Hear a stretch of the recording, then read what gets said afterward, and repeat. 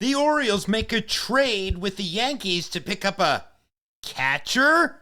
You're not going to see Samuel Basallo, the O's top catching prospect in the majors anytime soon, as Gary Sanchez heads to the IL. This has been a crazy 2 weeks for the Birds in terms of catchers.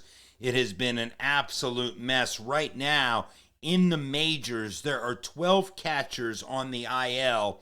A third of those are Orioles. Hello, everybody. I'm Jon Leiberman. This is Orioles Digest. We have a lot to get to.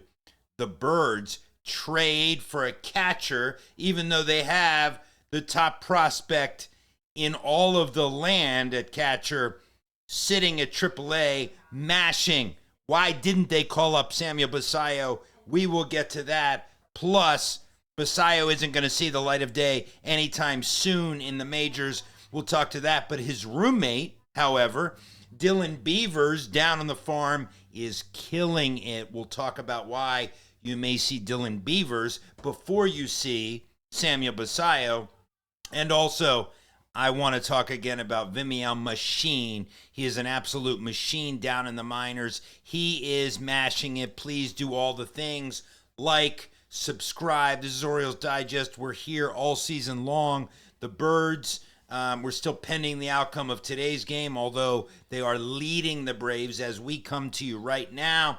7.5 out in the wild card. I still have faith that this is a team that is not going to be heavy sellers. If they can somehow in the next week before the All-Star break get to within, say, 6 of the wild card, then I think the Birds are going to make it interesting, especially because so many guys are coming off of the IL. We saw Westberg and O'Neill in the lineup for the first time in a long time this weekend, and we saw them each produce and each help the Birds. So if you take that and you start to add in pitchers getting healthy and other guys getting healthy, this could be a great second half for your Baltimore Orioles. There is one thing, however, that frankly you are not going to see in the second half, as Gary Sanchez goes to the IL for at least 10 days.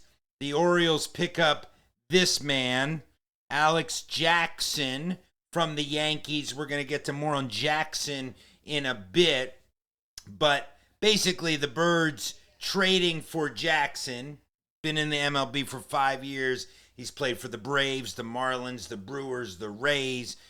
Get to his career stats in a minute. But it means much more than that. It means you're not going to see Samuel Basallo anytime soon. The Birds, because of all these injuries, have 6 catchers on the 40-man right now. I mean, that's basically unheard of, absolutely unheard of, but they're not calling up Basallo.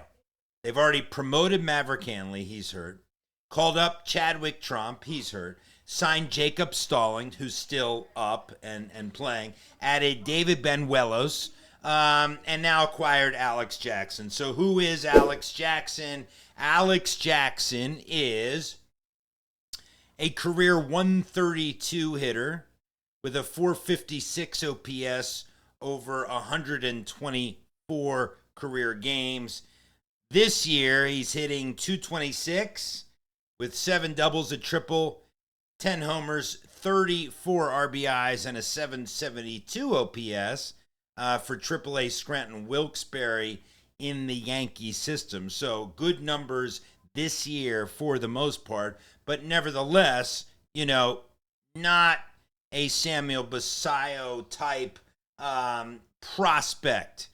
You want to see Basallo's numbers right now. Basallo, obviously the Birds' number 1 prospect. He can catch. He can play first base. With Norfolk, he is slashing, as you can see, 253, 372, 547 with 16 homers and 38 RBIs. Now look, I think a lot of Birds fans, myself included, want to see Basallo up at the majors. We want to see that spark. The only reason why he's not being called up, well, there's 2. One is Mike Elias and company feel he needs more time down on the farm to work on his defense and calling games. And number two, if they save his service time and he's a rookie next year and somehow he wins Rookie of the Year, then of course the Orioles get a top pick. So there are reasons, fairly legitimate reasons, to not call up Basayo, but these are also, extraordinary circumstances when you go through catcher after catcher after catcher. I mean, it is just, it's absolutely insane what's going on at the catching position for the Orioles. But again, you're not going to see Samuel Basayo anytime soon. It appears not until the call-up deadline in September, when we'll probably get our first look at him at the big league level. Somebody you might get a look at sooner than that is a guy named Dylan Beavers. And if you don't know the name, I hope you get to know the name, because let me show you Dylan. Because Dylan Beavers is the Birds' number 5 prospect, and right now, frankly, my opinion, best hitter in the organization right now. Looking at his numbers, 324, 403, 618 slash line with a 1.020 OPS in June. I mean, he is clearly making a case to get called up to the bigs. No prospect is playing better. The outfielder is mashing it. Again, he is Samuel Basayo's roommate, which is neither here nor there, except for the fact that put those two together and you have a pretty dynamic duo. And again, no prospect is hitting better than Dylan Beavers. And in my opinion, he's going to be your next call-up should the Orioles need something more out of the outfield. For example, if Tyler O'Neill does not stay healthy, I think you see Dylan over Heston Kjerstad. Of course, I want to hear from you in terms of what do you think? Do you think the Basayo move is a good one to keep him down on the farm? You pick up Alex Jackson. Would you like to see Dylan Beavers up? Here's another guy that is just absolutely mashing it at AAA. Let's look at Vimeo Machine.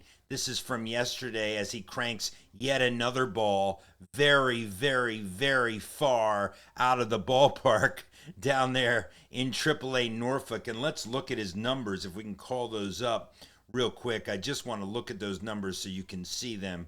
Here we go. I mean, Machine is just, he's an absolute machine. Now look, there's no clear place for him at the majors right now as a shortstop, but 10 homers, 54 RBIs. The guy steals bases. He's got a 793 OPS. Please keep an eye on Vimeo Machine. He also could be a trade chip for your Birds at the deadline, potentially, should the Birds want to trade some of their talent. He is not young talent. He's a 31-year-old, but he could be an interesting part of a deal should the Orioles decide to go that route. But I expect him to be, at some point, playing in the majors over the next couple of months. He can't do any more at AAA.